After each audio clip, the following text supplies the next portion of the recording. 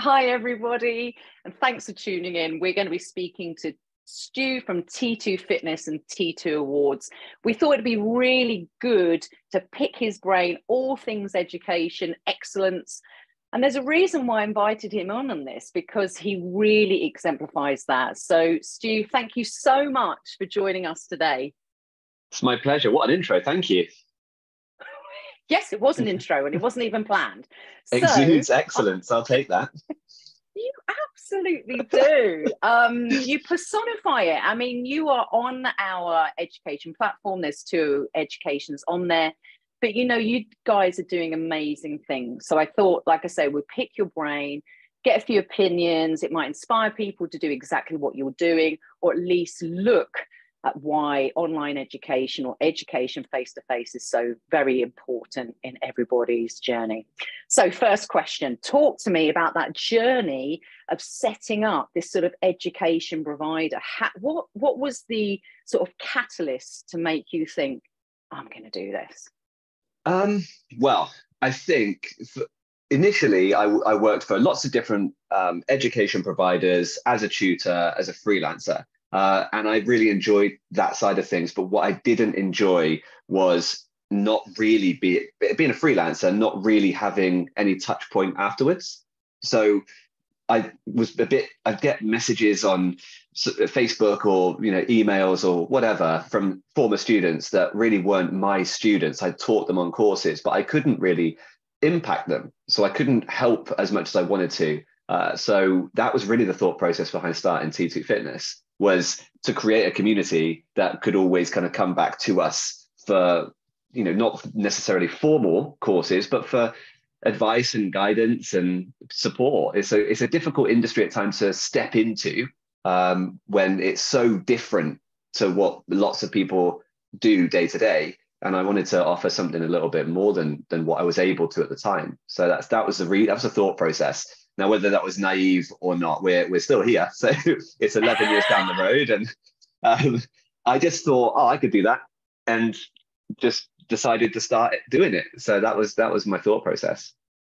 So it's 11 years, right? And that's significant, setting yourself up, because it is, there's a lot of people doing this kind of stuff. So it's a big, bold step, but I love the fact that actually you wanted to make more impact. And I know something that you're doing really well is sort of setting up this community, which is really, really important. So thinking about fitness training providers and courses and education, it's a difficult business, because you have this sort of pull of, like, you want to educate, you'd love to have them probably for 25 years underneath your wing, but it's also business, so you have to make these calls. And also there's other providers out there that will educate someone in about 20 seconds, all online. So what are your thoughts on the fact that some training providers are getting cheaper and their education is getting shorter? What do you think? Okay, so for us, I think we don't put a fine point on it when we talk to students about costs and so on, because I don't think we price ourselves competitively, but what we don't do is say, right, we'll price match that. If you can get it for 400 quid, we'll price match that, because I think it cheapens the service. And it actually is something that I say to students on courses all the time about their PT. Like, don't just say, I'll give you, a 20% discount out of nowhere. Like, why are you giving a discount? Because now you're saying, I'm not actually worth what I'm asking for. I'm only worth this, but because you asked, I'll drop my price. So I'm a big believer in you get what you pay for every time. You could buy, I'm not going to talk about different car brands or whatever, but you can buy a really expensive car, or you can buy one that isn't expensive, and they're both going to get you from A to B, but one's going to be really nice to drive in. And that's, I believe, what we do well is we offer you a first class service, and we don't fleece people at all, but we try to make sure that it's represented in the price. I've got people who work for me that have incredible experience, they have to be rewarded for that. So I'm a big believer in rewarding people for their experience, and cheapening things means I can't pay the staff what they deserve, and I can't pay myself what I feel I deserve either. So I think it's really important that we don't just cut things down, because the product suffers, and it means that you hit the gym floor and you're not good enough. Like if you haven't really got to grips with the education, you don't know who to ask questions to and things like that, then you're not going to be good enough, and then you're going to fall out of the industry, and that's not what we want. No, absolutely. Doing it quickly, doing it cheaply is not necessarily going to impact people, because let's not forget how many people they're going to reach out to people. Yes. And the shocking statistics of how many people become PTs but don't sort of last even the first year. It's really shocking, actually, because perhaps they haven't been educated at the right level for them. And let's be honest, it's an investment, isn't it? It's not just, a tick box exercise. I've got a certificate, I can do it. I mean, to actually turn up and be present for our clients and feel, confident enough. That takes a lot, doesn't it? It's massive. It's massive. And I think, sorry to cut it, but it's my thoughts when I was a PT were I might have 30 or 40 sessions a week where I can physically impact that person, but educationally, I believe my impact reaches way more people, because if I can educate 30 people who also have 30 clients, then that message is getting out to more people. So our industry is full of quick fixes and faddy diets and things that don't necessarily work. And 6-minute abs and whatever, and it's headlines, it's big bold headlines that don't really work. So what we need to try and get across to people is this is a lifetime habit for your clients. How can you affect their behavior and make them empowered to make the changes that they want to make? And I just believe that what we do empowers you to make good decisions in your career, as opposed to the quickest way possible to get qualified, the cheapest way possible to get qualified, because I just want to hit the gym floor. And that again, so what you just said, it's a really big thing to impact somebody's life through exercise and through health and the management of that process for a client. So we want to make sure you're ready to do that and not overwhelmed when you get there. Yeah, absolutely. Yeah. So what do you think makes a good educator or good education? Because you guys do this really well. So yeah. Funnily enough, there's a common thread between, I would say, myself and the whole team. And I firmly believe it's being humble enough to know what you're good at and what you need to improve on, and making sure you take those steps. So I had a course I was teaching yesterday. Now I know time doesn't make any difference on a webcast, but in terms of this, I was teaching yesterday, and someone said, because I said the same sort of thing, I'm happy if you want to get back in touch if you need anything, and it's not an empty offer if you need any questions or guidance. And someone said, okay, can I ask a question? And they said, what was the biggest mistake you made in your career?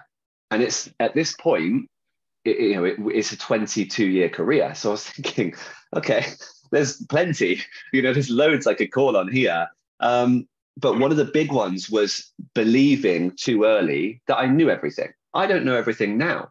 So how could I possibly think that I knew everything then? And it's being humble enough to say, actually, I don't know the answer. Can I ask a colleague? Or could I, instead of having a sort of scarcity mentality and thinking, if I ask Teresa a question, then Teresa now thinks that she's going to be better than me and I can't have that. And that doesn't work that way. So that was, I think, a big takeaway. And as an educator, it's just the same thing, because people are looking to you as like this encyclopedia of fitness knowledge, whereas actually we can't know everything. So it's sometimes holding your hands up and saying, I'm going to find that out and come back to you tomorrow. Or what I think myself and the team do is we all know our lane. Like I don't touch pre and postnatal training on the courses because it's not my lane. So it's knowing really what are you passionate about? Because if you're really passionate about it, you're going to deliver it really well. And you're going to go above and beyond for the student. Whereas if I'm kind of, I don't really like this subject, I'm not going to teach that well. So it's important to know what you really want to teach and not just look at it as, well, I've got to be here, I guess. And I think that being an educator is that, trying to find ways to get across to people and inspire people. 100%. And I was speaking to Nathan from TRX the other day on a webcast, mm-hmm. and we were talking a little bit about education as well. And a similar theme came up, and he sort of said a very similar thing to what you said, like early on, thinking we know it all. And actually, I firmly believe that people coming into the industry, want to get in. They often think it's very competitive when it's not necessarily, and that a lot of people are looking to support and almost mentor them. So they're sort of trying to find their way. And at this stage, it's almost like the curiosity has gone, and it's almost like showing up to a course almost looks like I'm going to say almost like a weakness, like I don't know it all, like you said. And actually, the people who I know who are exceptional, who are brilliant educators, who genuinely are successful in the industry, are the most curious ones, are the most willing to learn and continue that. And that's what I know about your team, that, they have this curiosity. Now, what that does, and I think it's really important as an educator, is not going, I know it all, I'm teaching you. And this sort of, it's like we learn together. I've got a bit more knowledge because I've just gone through it. I've gone through some experience, but you're also going to have to do your own. So I can teach you and educate you, but wisdom and stuff does not come just because I take everything from your brain, does it? Yes. I mean, no. You have to learn for yourself. And that is the one thing. So, I really mirror what you're saying about a great educator: humble, curious, inquisitive, real. Show up and say, do you know what? Actually, that's something. That's an amazing question. I don't actually know. I can't remember. Please let me find. All the people in that room will not be doubting that you don't know stuff. They'll be just saying, thank God they're not sort of covering up. It's a really interesting thing. Yeah. One of the students, it was a kettlebell course I was teaching yesterday, and one of the students had just a fantastic teaching point when he was working with a partner to teach her how to do the clean. And instead of just sort of going, oh, that's really good, I'll use that, I told him I was going to use that, right? Yes. Because what that does, it tells him that he's really got something to offer. And I want to give him credit for that. But I guess maybe early in my career, I might not have done that. I might have thought, oh, okay, I'll use that, but I might not say anything because it might make me lose face. Celebrating you does nothing to diminish me. And I think that that's so important for us as we go forwards, is to try to make sure.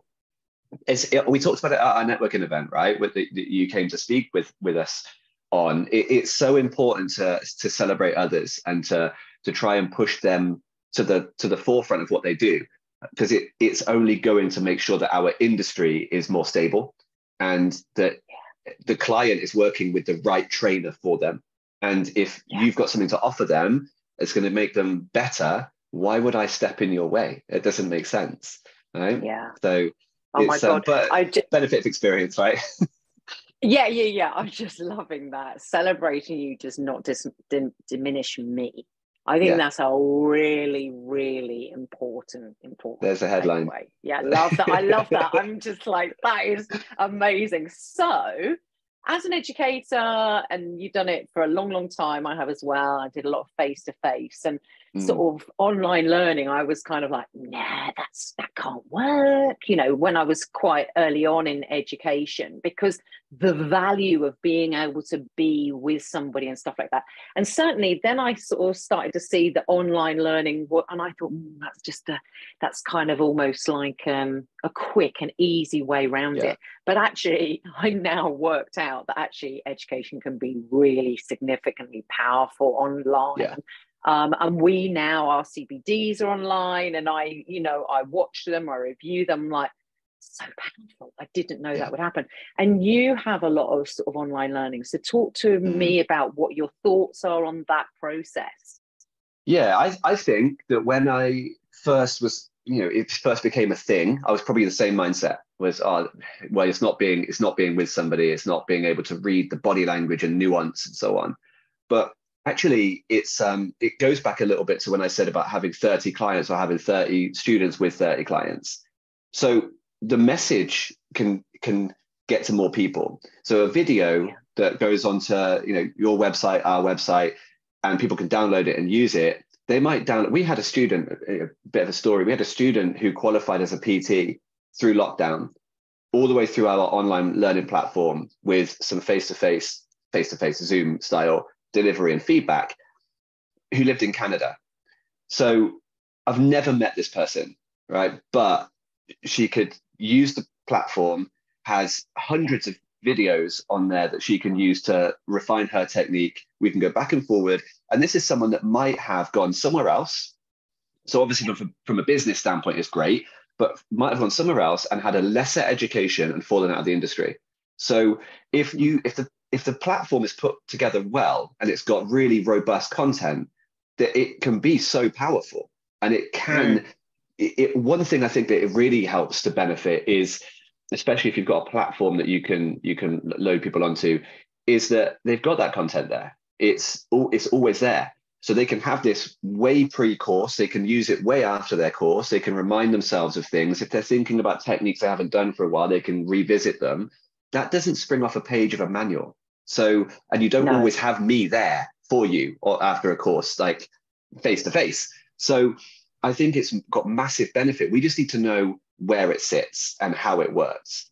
And I think that for me is a big time difference maker. For us, it's been massive in terms of not only reach, like it's geographically for our students, but also it's been really big in terms of how people consume content. How they're so used to, you want to learn how to boil an egg, you hop onto YouTube and you look it up. You don't get a cookbook out anymore, really. You don't do that. So it's that's how people learn. So why are we saying, oh, it's not for the fitness industry? Why not? Like, why is it not? Exactly. It's it took me a little bit of time to you know, I think I'm pretty open to a lot of things. I think a lot of it was kind of pride in what I'd managed to achieve in my face-to-face delivery.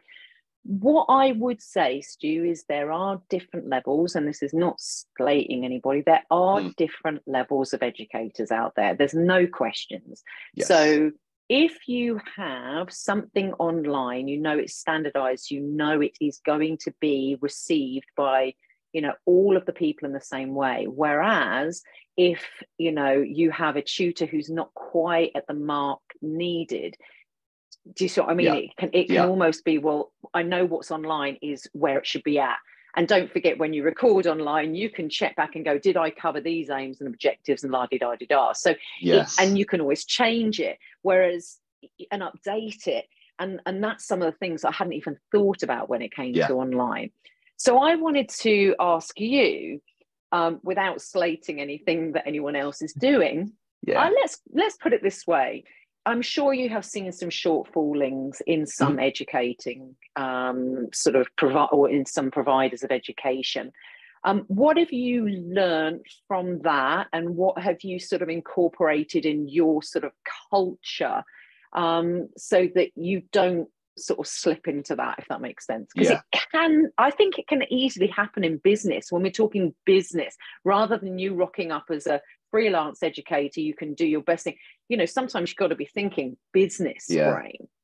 You're only as strong as your weakest link, right? So if you think, if I put someone on camera who is, well, it doesn't even have to be knowledge. If they don't come across on camera, or they can articulate things they need people to bounce off of, then it's really difficult. So it doesn't necessarily, it could be a number of things that make a shortfall in terms of being on camera or online education. I think you don't know what you don't know. So you could be absolutely steadfast in that this is the education I want to give. And, you know, you put it out in 2020 and now in 2026, it's outdated and it's been since proven wrong, but you haven't changed it. So now that impacts your credibility, I guess, going forward. You've learned more in those 5-6 years. So that makes a big difference. So I think knowing that you have factual, as you said, standardized content that can be verified is really important. I think we've probably all seen fitness professionals talking online about, just because you've got a big following doesn't mean you know what you're talking about on social media. We've seen that. So that's another another thing to think about. But I think the standardization is really important. Having people look at your content and say, yeah, I agree with you, is really important. We're fortunate we've got that in our team. But what we also do is we reach out to people like yourself or to SimSpa and say, this is what we want to do with this content. Can you check it? Right? These are the standards I've mapped it against. Are you happy with it? If the industry standardizers verify it and tick it, then great, we're good to go. Then it's just a case of saying, does it really come across? Does this person have the charisma to just get on camera and talk for 10 minutes about a subject matter with no audience?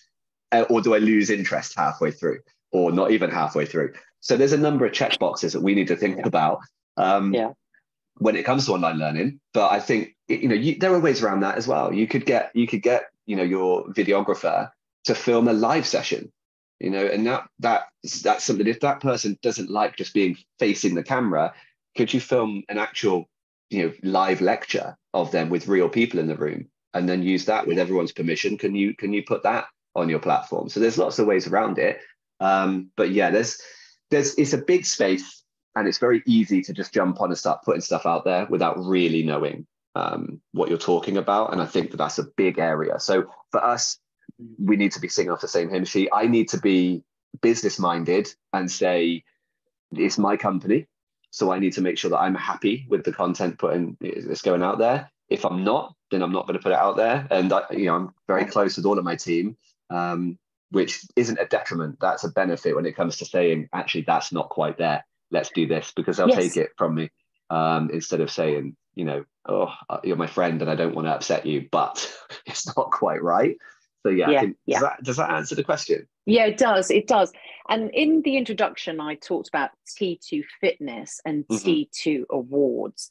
So let's look at the distinction of those and what you're trying to do behind those two things. So 22 years as of recording, I've been doing this, and 14 of that's as an educator, and 11 is running T2 Fitness, right? So every step I've taken along the journey, I've looked at who's looking at me, right? Who's following me in this space? So early on, it was clients.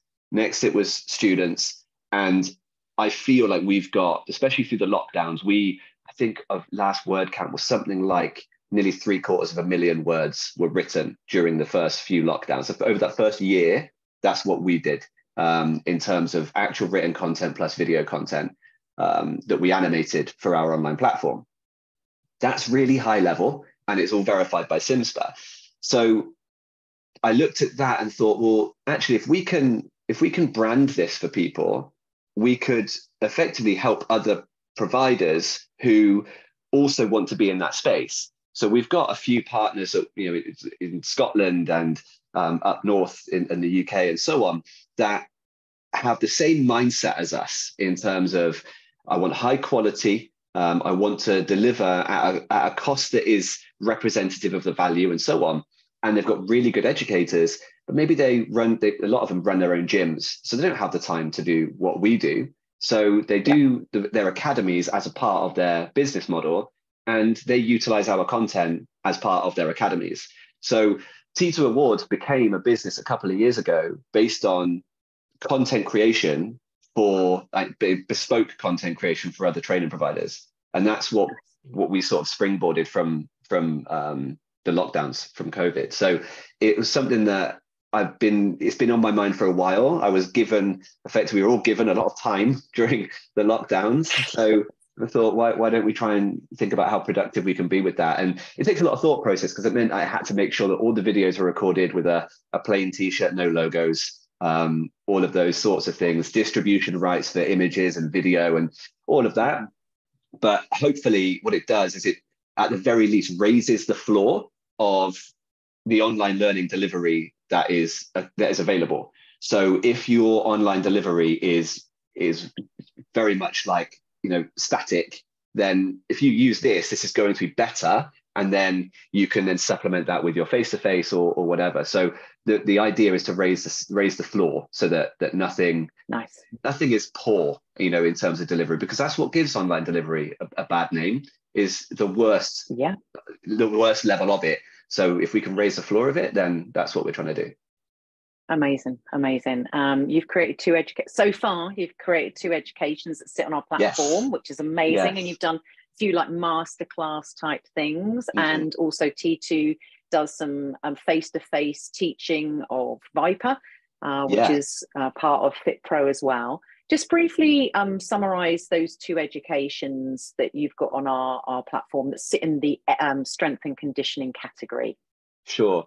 So one of them is a intro. So it's understanding a little bit more about what strength and conditioning is, because at times it gets a little bit, I guess, bastardized, and it's not truly understood in terms of what the goal outcome is of going through that process. So my education from way back was with the NSCA in the States, and that was, at the time, for me, I felt a gold standard. There's lots of bodies over here. It's a UK SCA, but not every trainer needs or wants to go through an enormous process to become a fully accredited coach. But they might work with clients who might be going into recreational sport or something along those lines. So they don't necessarily need that super high level or a master's level qualification, but they could do with an understanding of the differences and a needs analysis of a sport that their client's going through. So that's what we try and do in these educations. So 2 of them that give you a little bit of an understanding about what needs analysis is and how that relates to different sports and the differences between different sports, and gives you the tools to be able to differentiate. But also the second one is more about the differences between some of the training disciplines like strength and power, and how, although maybe the neural pathways might be similar, the outcome and application and what you see in training is very different. So those are the 2, and then they're not long, they're an hour each, but it just gives you a little bit of a snippet of how to better train a client who is looking for athleticism. We're not all looking for aesthetic goals. Some are. We're not all looking for just health related goals. Again, some are. But if you're trying to be a better, 5-a-side football player, what can we do as trainers to help? And you maybe don't need to go to university to learn those sorts of skills. No. And from, when people may have educated themselves, let's say 15 years ago, and they might just want a refresh or a reminder and a progression. And let's be honest, there might be, when they first came into the industry, they thought, no, I'm going to be in this lane. And suddenly they recognize actually my clients' needs and what I'd like to do for myself. And I think, oh my God, I didn't really involve myself and really fully understand that. So, this is this thing, isn't it, about we can't expect that our initial entry level qualification covers everything, or that indeed we absorb it, or, so the courses you created, they're these bite size sort of, they explore it further. So people will feel more confident, and it sort of gives context. And that's, I think, what you do so well, that it's just sort of like, when you hear someone smoothly and easily talking, but you're learning so much. It's really empowering, and that's what you guys do really, really well. And I remember when I came to speak at your event the other day, I spoke to you and I said, what are your thoughts about expansion? And because I think, do you remember that chat? Yeah. I had a glass of champagne at that time. I'm not going to declare what you had, but and actually I think it was Prosecco, I can't lie. Anyway, and I said to you about that, and you in a way, if I'm allowed to sort of say, you sort of said it's finding the team you have, the quality you have is actually, if I'm to expand, where the hell do I get those amazing educators that will sit along? Is that fair to say? Can you expand on that a little bit more? It's 100% true. It's you could look at, like, financially, you could look at growth as, let's get through more locations and more students to earn more money. But effectively, if you grow and dilute your product, then at some point it's going to suffer. So for me, I always looked at it and thought, if I find people that happen to live in London or in Edinburgh or in wherever that I think and aren't obviously doing their own thing, but are inspiring and fit the mold, have whatever that is that is palpable. You can feel that I need this person to work for me. Then we'll grow. But I looked at it in those terms. So what I consider now is we have our hub, we have our space physically, and then the online parts. If you want to travel to us, that's fantastic. If not, we know we've raised the floor with the online learning. We know that, so that's available. If we do find spaces with people that are phenomenal, then we'll start running courses in those places. And it's a really hard balance to find, because at times you can find, for me, it's all people. It's all the right people. And I've said this for a long time, that fitness clubs, health clubs should interview people, regardless of qualification, right? And then put them through the process. Find a really good provider that can make them fit for purpose for your facility. And we've done this a few times with standalone facilities in our area, where people have said, listen, this person's amazing, but they've no qualifications. They work at the bank. They don't have anything in fitness. Can you put them through and prepare them? And I know the business model of the health club, so I can prepare them adequately for that. I think that's so useful. And if we find the right people, then we've done this in the past. We will put people through their education qualifications. We'll put them through their assessing qualifications.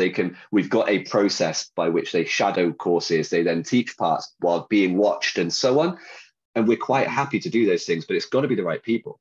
For me, quality is the most important tagline of what we do. So we need to make sure that we don't dilute that. So it is hard. It's really difficult because there's a small pool of people that fit that mold, because people that are really, really good are often doing their own thing. They might have their own gym, so it's really difficult to find the right people that you know will progress with you and not sort of work against you. Right. And who are also humble enough to grow within the brand and for a business. And, that's so if there was somebody who's listened to this who sees themselves as an educator and stuff like that, right? You thinking, you said your key thing is quality.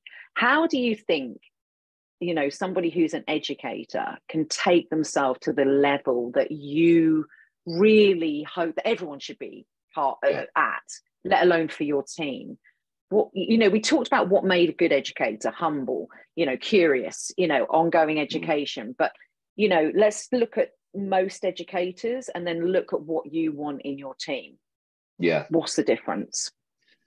So the big difference for me is I want you to have like a maximal level of knowledge, but I want you to deliver it and pitch it at the right level for the audience in front of you. And I've often seen that people will sort of stand at the front of the room and go, look at what I know, right? And I think I say this a lot with our students. It's all microcosm, right? In terms of with a client, they don't need to know about your teres minor and the glute medius and all these sorts of things. You need to know it, but just tell them it's their hips or their backside, or tell them it's their, you don't necessarily need to, because it's a real flex and they don't know what that means. And you might think it makes you sound really knowledgeable, and it possibly does to some, but it could sound egotistical to others. So for me, I want my guys to always have the answers or have the means to find the answer or to verify the answer. But I want you to have high level knowledge, but know who's in the room and be able to put it in the correct way. So that's a real big one for us. The sort of humble nature, if I'm sitting watching someone deliver something, it's very easy to see when they have a difficult question, how they respond to that. And whether it is a case of, I'm going to throw loads of science at this, right, in the hope that something either sticks or I stumble into the right thing, or the student answered asking the question, thinks, okay, that's way above me, but I'm going to just nod along, and then I've got out of it, which is a shame. It happens. But for me, I want to find a way to, we do a lot of like anecdotes and a lot of those sorts of things to try and analogies and whatnot, to try and make sure things land. And if they don't land, tell me they don't land, because I want to try and find a way that you understand. And it's being aware of different learning styles and things along those lines. So some people need to physically be in a deadlift position to know what that's supposed to feel like. We have a big responsibility to make sure that they understand it. So for me, the interview process for any new educator is never really about, do you hold this or that qualification? Because we can get you those, right? It's really about the situational stuff, you know, the environmental stuff. Like, how are you going to handle this? If I ask you this question, what do you think you're going to answer? How are you going to get this thing across in a practical setting? And those are the things that are important to us, because we can teach you anything you need to know, right? In terms of educating, but I cannot teach you a personality, a humble nature. I can't teach any of those things. So if that's lacking, it's difficult. So that's the big things for us. I agree. I remember when I used to teach exercise to musical all the time, and we would talk about what the audition process would be like. And, you know, we'd kind of almost role play this kind of thing. And that, you know, one of them would get up and do their, amazing audition piece, and then another person, stuff like that. And I said to them, because I used to audition people, when I was looking after studios and stuff like that. And I actually said to them, one of the first things I'd be looking at is how you were in the room when you weren't teaching, how you connected with the people, how you connected to the person who was just about to get up and teach. Would you be the person that say, good luck, when they finish, congratulate, in a really authentic way? Do you just suddenly, when the music goes on, are you alive and brilliant? I wanted to see how they related with people. That to me was the truer thing. So when you're watching people, it's those really sort of, you kind of know when somebody is an educator, when they're trying, rather than impressing or just trying to hit out as much information as possible, it's really getting to grips. We talk about learning styles, like you say, but really understanding what it's like to facilitate actual learning and growth, and a safe space for that person to show up as they are right there and then, not like having to nod along. Like when you said, tell me if it doesn't land, that shows an educator who wants to educate, and that's a massive thing. One of the things that you have done sorry, you were going to say something. Sorry. You did a breath.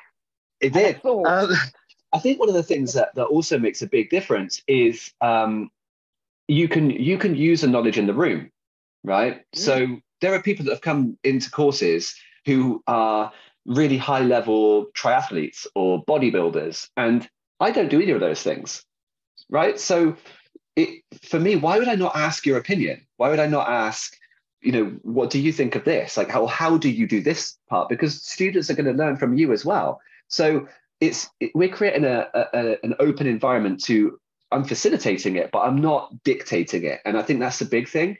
So the other thing I think about as well, and this is something that my wife taught me, was I had a tendency to say, does that make sense? Or do you have any questions? That's very closed, right? People can go, yes, it makes sense. No, I have no questions. But if I say, what questions do you have?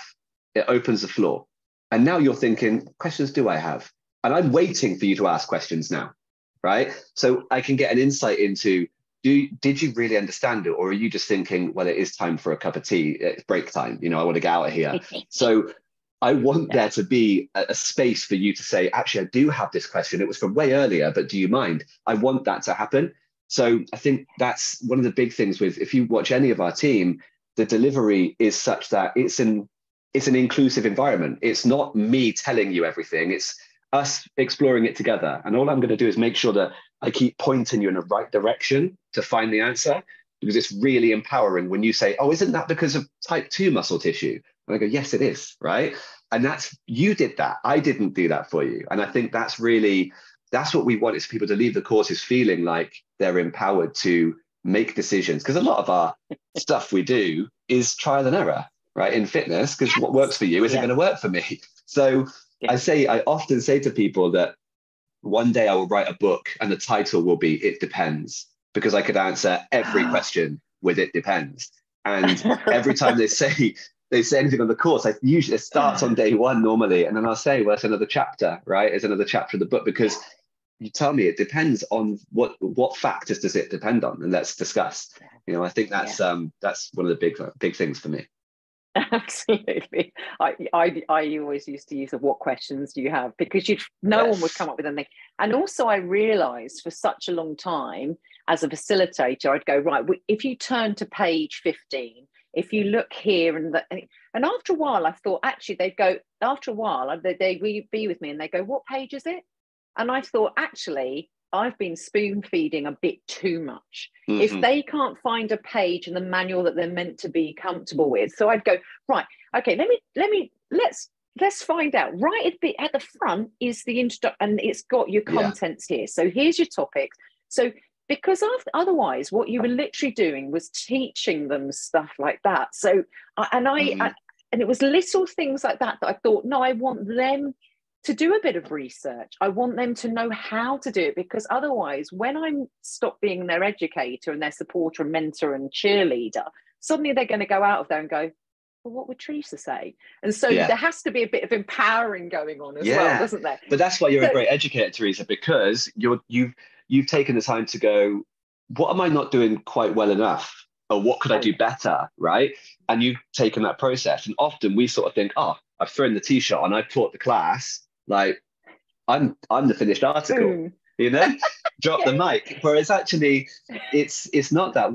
There are times where I said I was in a course yesterday. I was sitting on the tube after, thinking to myself, that bit didn't land for some reason, or it felt flat at that part of the day. What did I not do right? What happened there? Or was it a case of it's lunchtime and everyone was a bit, tired and hungry and whatever? Or is there something I could do better? Could I switch those two workshops around to make it more impactful? How do I do that? So I think these are all things of an educator trying to make sure you're doing a better job as you go forward. Always. We have to, don't we? Yeah. One of the things you've just done recently, Stu, which I really applaud you for, is you did your first networking event. Congratulations on that. Thank you.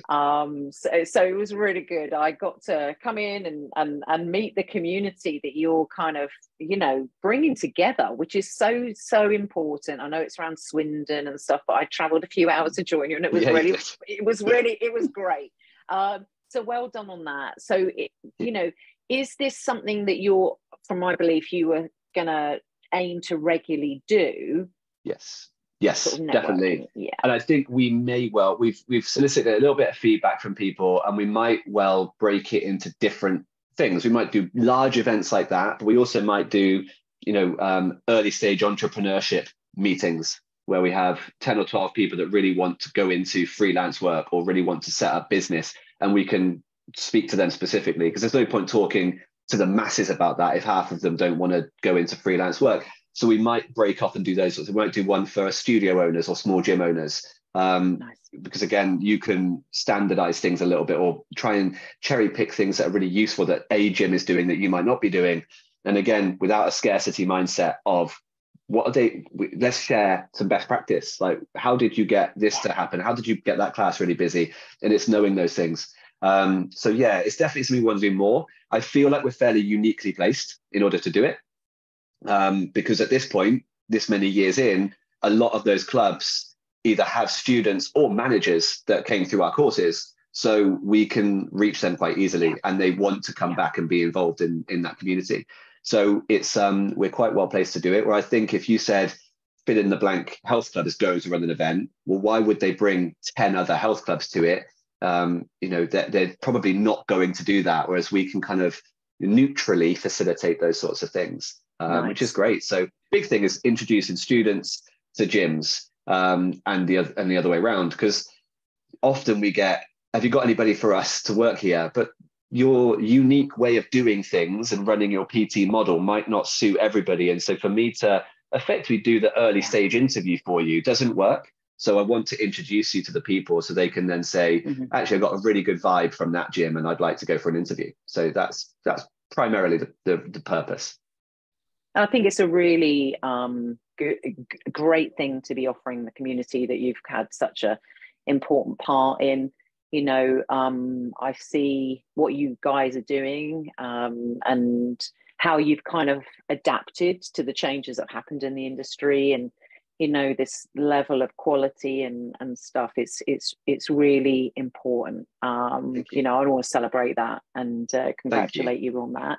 And obviously to say thank you for sharing so much in this webcast. I know you have a bit of a busy day ahead of you, and so do I. So yes, we'll draw this to a close. So is there any sort of final words that you'd like to say to the people listening or watching? Obviously there'll be links and stuff of where they can follow you, but yeah, just some final words from you, Stu, please. Yeah, so I think stay humble, stay learning is one of my biggest ones. And try to really hone in on what you want to do and what you want to achieve. Don't feel like you have to do this type of training because it's what people are on Instagram doing. What gets you out of bed in the morning? That's the key. Because that's going to make sure the industry that we all love remains fun and engaging for you. So reach out if you need anything or want to follow up with anything. I'm more than happy to, as we know, to facilitate those conversations. So thanks for having me, and I hope it was useful. Absolutely, Stu. It's a real pleasure to chat to you. Yeah, I just congratulate you on what you're doing. I'm hoping that we can continue to work strong together and make sure this industry is excelling, because it's really monumental, the stuff that collectively we can all do together. So thank you. Obviously, thank you for everybody tuning in and listening to us, two people having a little chin wag, and yeah, have a little look out for the links in following Stu's courses and how to contact him and stuff. So Stu, thank you. Listeners, watchers, thank you. Should we do a cheesy wave at the end? Let's do it. Let's do it. I'm gonna turn the record off. Bye.